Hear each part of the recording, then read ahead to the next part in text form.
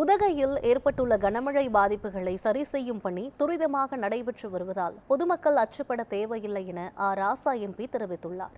நீலகிரி மாவட்டத்தில் கடந்த 3 நாட்களாக பெய்த கனமழை காரணமாக பாதிக்கப்பட்ட பகுதிகளை நீலகிரி நாடாளுமன்ற உறுப்பினர் ராசா, அமைச்சர் மு.பே. சுவாமிநாதன், தமிழ்நாடு அரசு கருடா ராமச்சந்திரன், நீலகிரி ஆட்சியர் லட்சுமி பவ்யா தண்ணீரு மற்றும் மாவட்ட பருவமழை கண்காணிப்பு அலுவலர் லலிதா ஆகியோர் நேரில் சென்று ஆய்வு செய்தனர்.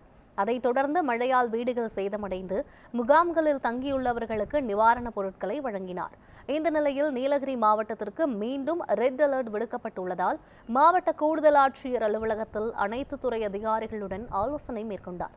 அதன்பின் செய்தியாளர்களுக்கு பேட்டியளித்த எம்பி ராசா, கனமழை காரணமாக 17 வீடுகள் முற்றிலுமாக சேதமடைந்துள்ளது என்றும் 275 பேர் முகாம்களில் தங்க வைக்கப்பட்டு உணவு மற்றும் மருத்துவம் உள்ளிட்ட வசதிகள் செய்யப்பட்டுள்ளது என்றும் தெரிவித்தார். கடந்த சில தினங்களாக நீலகிரி மாவட்டத்தில் பெய்து வரும் கனமழை காரணமாக ஏற்பட்ட சேதங்கள்,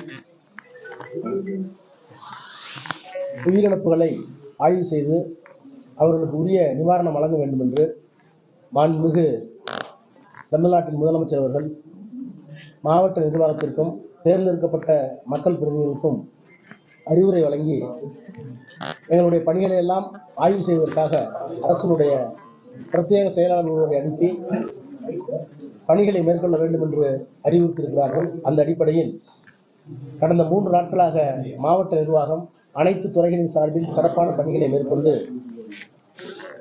உரிய நிவாரண உதவிகளை வழங்கி வருகிறோம். இதுவரை 17 வீடுகள் சேதமடைந்திருக்கின்றன, முற்றிலுமாக சேதமடைந்திருக்கின்றன. 275 பேர் சிறப்பு முகாம்களில் தங்க வைக்கப்பட்டிருக்கிறார்கள். எனவே எப்படிப்பட்ட சேதங்கள் ஏற்பட்டாலும் அவற்றை எல்லாம் எதிர்கொள்ளக்கூடிய சக்தி வாய்ந்த ஒரு அமைப்பை மாவட்ட நிர்வாகத்தின் சார்பில் மாவட்ட ஆட்சித்தலைவர் அவர்களும் அரசு செயலாளர் அவர்களும் ஏற்படுத்தியிருக்கிறார்கள். எனவே மக்களுக்கு எந்த விதமான பயமும் பீதியும் தேவையில்லை. அரசு உங்களோடு இருக்கிறது.